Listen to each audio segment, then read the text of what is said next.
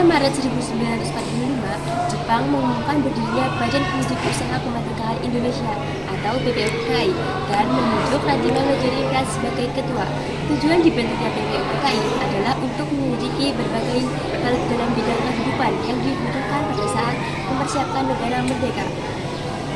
Sidang pertama BPUPKI dilaksanakan pada 29 Mei sampai 1 Juni 1945 di Gedung Cho Sang In, Jakarta. Ketua sidang adalah Dr. Rajiman Medjoringat dengan tokoh penting seperti Insinyur Soekarno, Muhammad Yamin, dan Soepomo. Isi sidang adalah membahas dan merumuskan dasar negara, tujuan negara, serta bentuk negara Indonesia Merdeka. Dalam sidang ini lahir gagasan tentang Pancasila sebagai dasar negara. Selang beberapa bulan kemudian, pada tanggal 7 Agustus 1945, diumumkan Panitia Persiapan Kemerdekaan Indonesia atau PKI yang diketuai oleh Soekarno dan Hatta sebagai wakilnya. Pada tanggal 15 Agustus 1945, Jepang menandatangani Pancasila kepada Sekutu. Hal tersebut menandakan berakhirnya Perang Dunia Kedua di Asia. Putusan ini diumumkan oleh Kaisar Hirohito melalui siaran radio. Peristiwa ini terjadi setelah Amerika Serikat menjatuhkan bom atom di Hiroshima pada tanggal 6 Agustus 1945 dan di Nagasaki pada tanggal 9 Agustus 1945. Isi peristiwa ini adalah berakhirnya kekuasaan Jepang dalam Perang Dunia II. Sebab kekalahan Jepang adalah karena kehancuran besar akibat bom atom dan serangan sekutu. Kemudian, pada tanggal 17 Agustus 1945, Proklamasi Indonesia tepat dimulai pada pukul 10 waktu Indonesia Barat.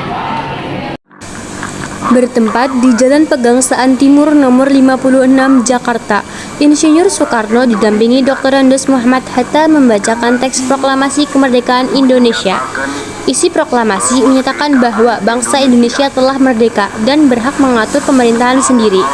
Sebab terjadinya proklamasi adalah karena rakyat Indonesia ingin bebas dari penjajahan dan memanfaatkan kekalahan Jepang untuk menyatakan kemerdekaan. Dengan cara saksama dan dalam tempo yang sesingkat-singkatnya. Jakarta, 17 Agustus 1945, atas nama bangsa Indonesia, Soekarno. Jalannya Revolusi Indonesia, kedatangan pasukan sekutu atau Inggris yang diboncengi Nica menimbulkan kecurigaan rakyat Indonesia karena Belanda diduga ingin kembali berkuasa. Kecurigaan itu terbukti ketika Nica mempersenjatai kembali bekas tentara Akmil dan melakukan provokasi di berbagai daerah. Walaupun AFMI sempat menyatakan mengakui pemerintahan Republik Indonesia secara de facto pada tanggal 1 Oktober 1945, tapi pada praktiknya pasukan sekutu sering bertindak tidak menghormati kedaulatan Indonesia, sehingga memicu konflik bersenjata di berbagai daerah. Pertempuran Medan Area terjadi di Medan, Sumatera Utara, Indonesia pada Oktober sampai Desember 1945. Pertempuran ini melibatkan pasukan Republik Indonesia melawan pasukan sekutu dan Belanda. Pertempuran Medan Area adalah perlawanan rakyat Medan terhadap upaya sekutu dan Belanda untuk merebut kembali kendali atas Indonesia. Pertempuran ini berakhir pada April 1946 ketika sekutu berhasil menguasai Medan dan pusat perjuangan rakyat Medan dipindahkan ke Pematang Siantar. Tokoh yang terlibat pada pertempuran Medan Area yaitu ada Brigadir Jenderal TNI Polri, Tuku Muhammad Hasan dan Ahmad Tahir. Pertempuran Ambarawa terjadi di Ambarawa, Jawa Tengah, Indonesia pada tanggal 20 Oktober 1945 hingga 15 Desember 1945. Pertempuran ini melibatkan pasukan Tentara Keamanan Rakyat atau TKR Indonesia melawan pasukan sekutu Inggris dan Belanda. Pertempuran Ambarawa terjadi karena sekutu melanggar kesepakatan gencatan senjata dengan penambahan pasukan di Magelang. Pasukan TKR yang dipimpin oleh Letnan Kolonel Isdaman melakukan serangan terhadap pasukan sekutu pada 20 November 1945. Setelah Isdaman gugur, Kolonel Sudirman memimpin pertempuran dan menerapkan taktik supit urang atau pengepungan rangkap untuk mengalahkan sekutu. Pada 15 Desember 1945, pertempuran berakhir dengan kemenangan Indonesia. Tokoh yang terlibat pada pertempuran Ambarawa yaitu ada Kolonel Sudirman, Letnan Kolonel Istaman, Letnan Kolonel Gatot Subroto, Letnan Kolonel M. Sarbini, dan Mayor Soeharto. Pertempuran Surabaya terjadi di Surabaya, Jawa Timur, Indonesia pada tanggal 10 November 1945. Pertempuran ini melibatkan pasukan Republik Indonesia melawan pasukan sekutu Inggris dan Belanda. Pertempuran Surabaya terjadi karena kedatangan pasukan sekutu di Surabaya yang membawa tentara Belanda menimbulkan ketegangan.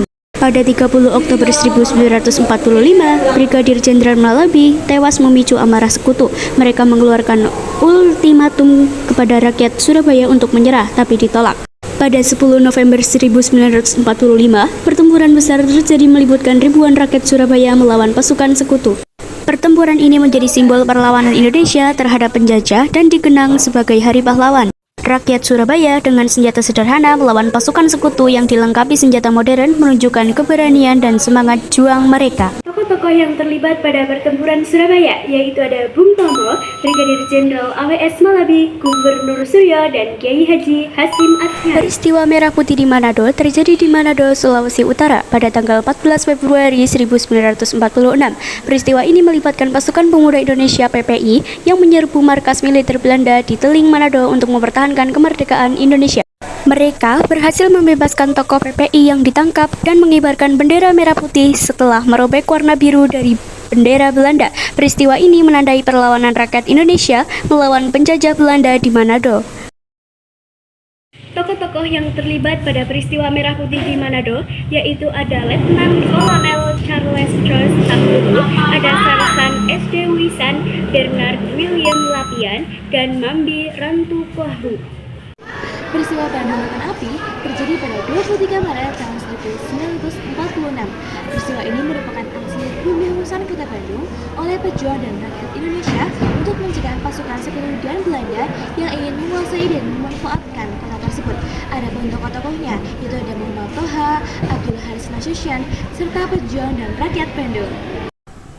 Peristiwa ini berlangsung pada masa awal kemerdekaan Indonesia ketika keadaan keamanan masih belum stabil akibat kedatangan kembali pasukan sekutu yang diboncengi oleh Belanda. Setelah Jepang menyerah kepada sekutu, pasukan sekutu masuk ke Bandung dengan tujuan melucuti tentara Jepang. Namun, keberadaan mereka justru dimanfaatkan Belanda untuk kembali menguasai Indonesia. Ketegangan meningkat ketika sekutu mengeluarkan ultimatum agar pejuang Republik Indonesia meninggalkan Bandung bagian utara dan menyerahkan senjata. Selanjutnya yaitu ada peristiwa Bubutan Manggarai. Peristiwa Bubutan Manggarai merupakan salah satu peristiwa unik dalam sejarah perjuangan bangsa Indonesia melawan penjajahan Belanda. Peristiwa ini terjadi pada tanggal 20 November tahun 1946. Tepatnya di Desa Marga, Kecamatan Marga, dan Kabupaten Tabanan. Ada tokoh utamanya yaitu Agusti Ngurah Rai. Selamat datang di area TPB Margarana. Di tempat ini, tempat bersejarah yang terjadi perang Kukutan, yaitu perang Kukutan Margarana yang terjadi pada tanggal 20 November 1946. Peristiwa Wesleyan di Makassar merupakan salah satu tragedi perang dalam sejarah perjuangan bangsa Indonesia setelah proklamasi kemerdekaan. Peristiwa ini terjadi pada akhir tahun 1946 hingga awal tahun 1947, terutama di wilayah Makassar dan beberapa daerah Sulawesi Selatan. Pada Revolusi Indonesia, rakyat Indonesia melakukan perlawanan untuk mencapai kemerdekaan, yaitu melalui delegasi berikut. Yang pertama yaitu Perjanjian Tiga Jati. Perjanjian ini berlangsung pada tanggal 11 sampai 15 November 1946 dan disahkan pada tanggal 25 Maret 1947. Pada perjanjian ini terdapat anggota delegasi Indonesia yaitu Sultan Jahrir, Muhammad Rum, Mr. Susanto Tito Kojo, dan Dr. Akagani. Selanjutnya yaitu Komisi Tiga Negara atau TN berlangsung pada tanggal 14 September 1947 dengan anggota delegasi Indonesia yaitu Amir Syukri yang merupakan Perdana Menteri pada saat itu.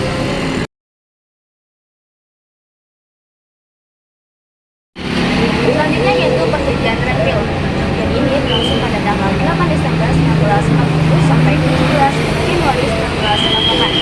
Pada perjanjian ini terdapat anggota delegasi Indonesia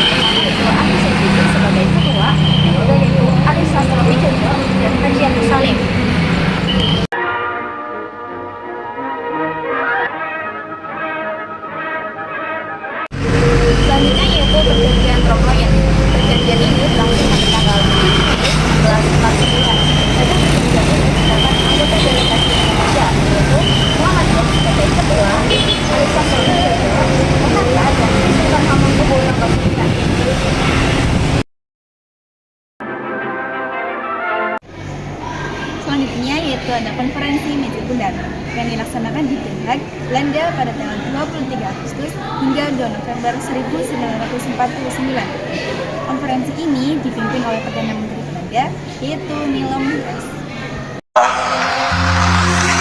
Apabila kita sekarang berkumpul di keliling meja bundar ini, maka segala pihak pasti mempunyai keyakinan bahwa permusyawaratan kita di sini harus mencapai wujudnya, yaitu penyerahan kedaulatan yang penuh dan nyata kepada bangsa Indonesia dengan tiada bersyarat.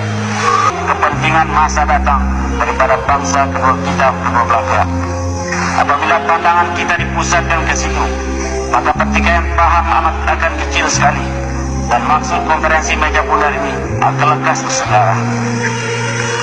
4 tahun lamanya rakyat kita timbal balik hidup dalam persengketaan dengan merasa dendam dalam hati. 4 tahun lamanya kita berjuang dan berbunuh-bunuhan, mengorbankan jiwa dan harta dengan percuma. Marilah kita sekarang memulai sejarah baru di atas dasar damai dan kerjasama. Bangsa Indonesia dan bangsa Belanda kedua-duanya akan memperoleh bahagianya. Anak cucu kita, angkatan kemudian akan berterima kasih pada kita.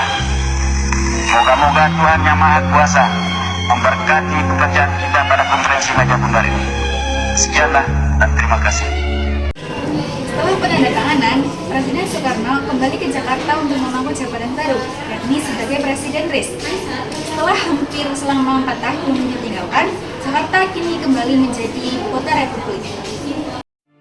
Pada tanggal 8 Maret 1950, dikeluarkan Undang-Undang Nomor 11 Tahun 1950 yang mengatur tentang penggabungan antara suatu negara atau daerah karena keinginan rakyat.